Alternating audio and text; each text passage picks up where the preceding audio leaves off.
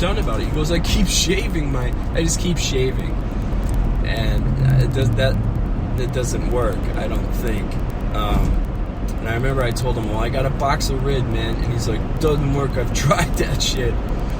Anyways, we didn't discuss it again. The crabs went away. And that's one of my first gross stories, was he picked me up because we were on our way to work. And I worked that night washing dishes with crabs. And I come to find out all our friends got it from sleeping in the same room and shit. And we don't know what the source was, but it happens, I guess. I don't know. And yeah, so that's one of my first stories, was that night working dish with freaking crabs in my fucking company-issued khaki pants. So, yeah. I went from that place. I did not start cooking at that place. I went to another place where my first cooking job really was at a Piccadilly pub, which I don't think exists anymore. And Piccadilly pub was the first job I got as a prep cook. And then eventually I moved up to being a fry cook and then a grill cook there at Piccadilly pub. And that's where I learned how to work a busy station, and I learned all the dangers and the just sheer pirate badass ways that cooks behave. I remember the cooks were a lot older than I was. They all came in wearing bandanas, and it's very much like the way that Anthony Bourdain describes it in Kitchen Confidential, when the way he was attracted to cooking at this restaurant he worked at in Provincetown. But it felt very much like that. And I remember the older cooks were angry and hostile and violent, and it was loud, and there was heat and fire and people getting burnt and danger everywhere, these sharp knives. And it was just a crazy thing. And I remember as a prep cook learning why that you need to have a razor sharp knife, and how dangerous it can be if it's not sharp, and how dangerous it can be when it is sharp. So, and I learned all this from this guy, and I wish I remember his name, but he looked a lot like Jerry Garcia, and he smelled a lot like I imagine Jerry Garcia would smell it. And that's when I realized that, oh, you can do drugs on this job. You can get high.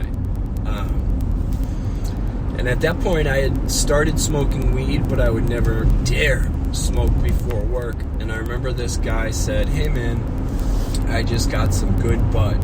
Would you like some? And he was like, we get paid, don't even worry about it. When we get paid, you just come to me, cash your check here, and come right to me and pay for it. And he slipped an eighth in my pocket of like really good weed. And back then I was not familiar with really good weed.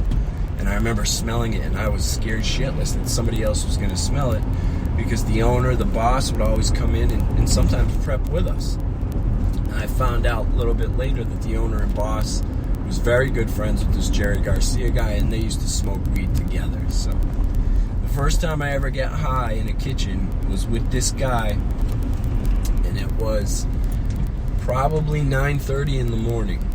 And I remember he said, I'm going to go outside.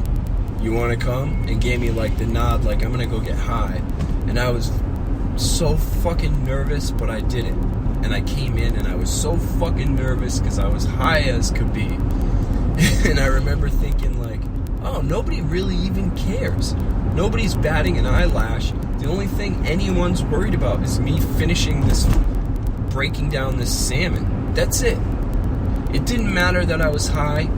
It didn't matter that I was nervous that I was high. The only thing that mattered was the time we had to finish this massive prep list before that Friday night. And I thought to myself, man, this is the fucking best. If this is what life is like in the real world, in the workforce, then I'm fucking golden. I love it. I'm making money. I'm toasted. I am completely toasted, joking around with these older guys.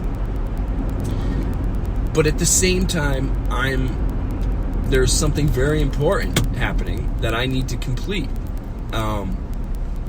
This isn't, it wasn't like I had worked at a golf course where basically I sat around and I would wait for golf carts to come in with their clubs. I'd put their clubs away and wash their clubs. And it was a lot of waiting, and it felt like the stakes were so low, like, you know, just like many other jobs you might have, working at a park or something, or at like a convenience store. You know, it's a lot of waiting around and doing monotonous things, but not so much in a kitchen, man.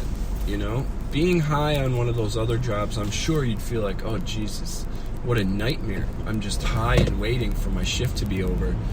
Whereas in the kitchen, you know, I was breaking down these huge big fish and ripping skin off of fish and weighing things and moving quickly. Like, it felt like what I was doing was extremely important to the lifeblood of this business.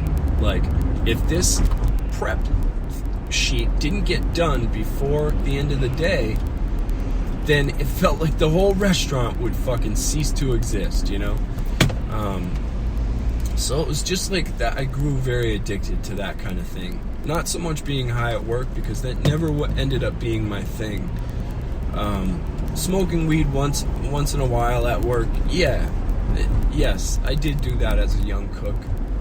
But not for long. And I didn't love it, you know? I preferred being, like, clear-headed, because when I got high, I wouldn't joke around as much. I'd become a little shy and quiet, and I would miss out, you know? I would miss out on some of the social dynamics that were happening. But listen, I have just arrived at my destination. I'm going to continue this in a part 2 episode where I'll get into some stories that are really gross and extremely inappropriate. All right.